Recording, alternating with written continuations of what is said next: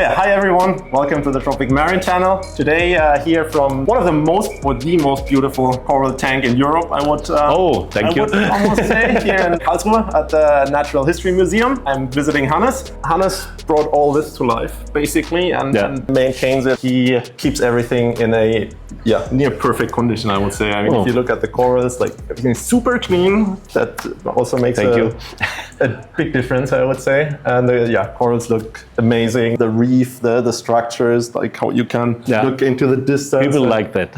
and you don't see the other walls, basically. It's like really almost. And not the other windows too. Yeah. 3 windows around the tank. Yeah.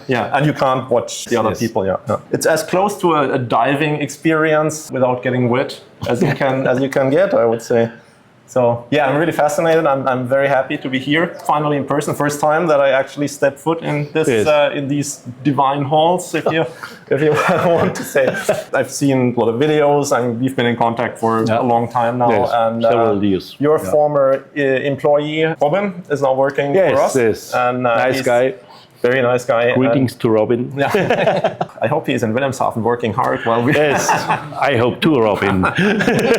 He was nearly every day in this tank. Yeah, he does miss the diving. So in our facilities, we're not quite there to actually jump into the tank. So probably after some years. We'll see. We'll see. Of course, we're not just gonna stand in front of the tank and talk about corals and aquaria, even though I would very much like to do that for a very long time. But we'll also look behind the scenes and how the water quality is maintained at such a high level that all the corals grow like they do here. What kind of products are being used, the salts. And since we now entered the topic of salts, I think we're gonna do a little trip downstairs to see where the water comes from for the tanks and how the salt is being mixed and what's the process here. Yeah, everything is big scale. We've been scaling up quite a bit at home as well. So I always like to get inspiration to see how other people approach certain processes and get some inspiration to see if we can we blew up our hobby, so we had to blow up the techniques and how mixing salt and so on. Yeah, a lot of ideas. Yeah, and you're a very creative guy. Thank you. Aquarists are always creative. Yeah, have to. And with that being said, I say let's do a trip downstairs. Yes, let's go. Let's go.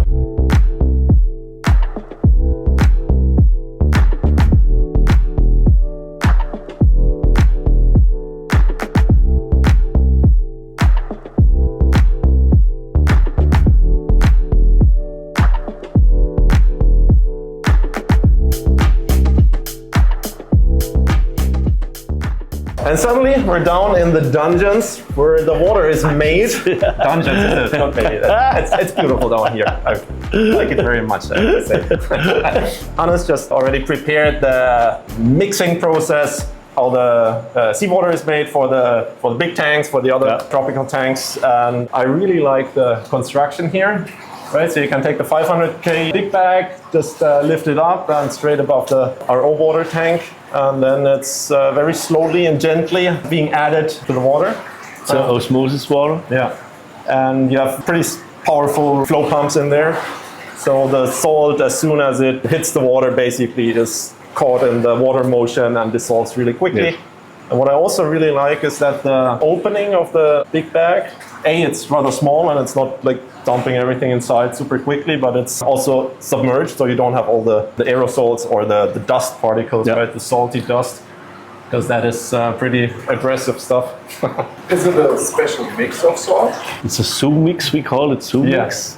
And it differs from the just normal mix that not every element is pharmaceutical clean. So we know some elements, it's no risk to take elements not pharmaceutical clean.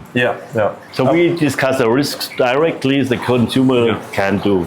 And the consumer can be sure that everything is pharmaceutical grade and there is no risk at all. And there is no risk at all for us too. And one difference is that some of the components are not super small particles, but slightly larger chips, like some magnesium chloride, etc. But it doesn't matter whether the particle is a bit bigger if you just use the whole bag at once, right? Because then even if it separates within the bag, which happens if you have different sizes of particles, and then on the road, on the truck, and everything is being shifted around, then it can separate. But if you dump everything at once or slowly, but still the whole bag, then the whole bag, that's it. Yeah, then it's no problem at all.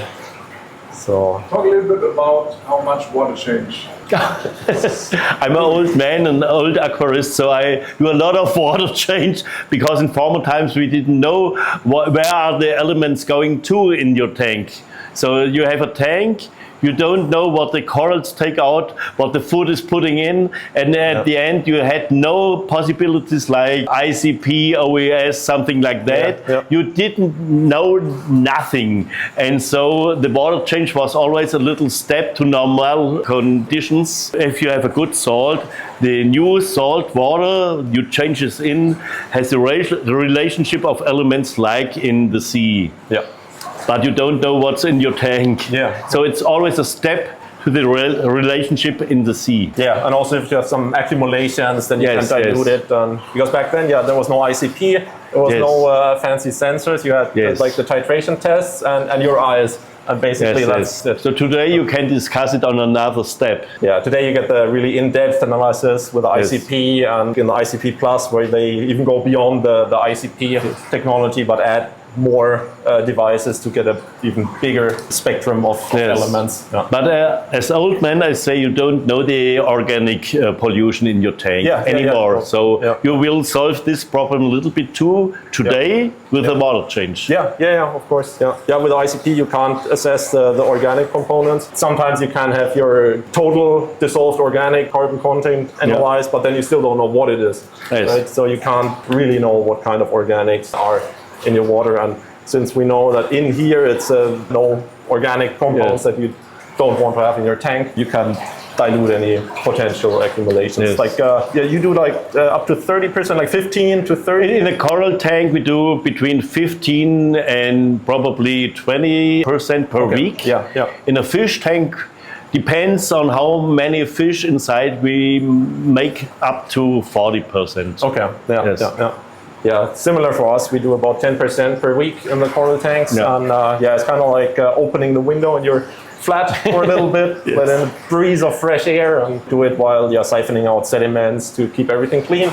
And even though the ICP and everything looks perfectly fine, then after the water change, you sometimes see that they do like it. As we saw and discussed here, that's a special mix of salt for consumers of large quantities. If you're interested in the different types of salt from Tropic Marin, then check out the videos here on the channel. So there's explanations, the differences between the salts, which one to use more for fish tanks, for corals, the bioactive ones. So, well, all the info is down there. Check it out. And now we'll move on and see what awaits us next.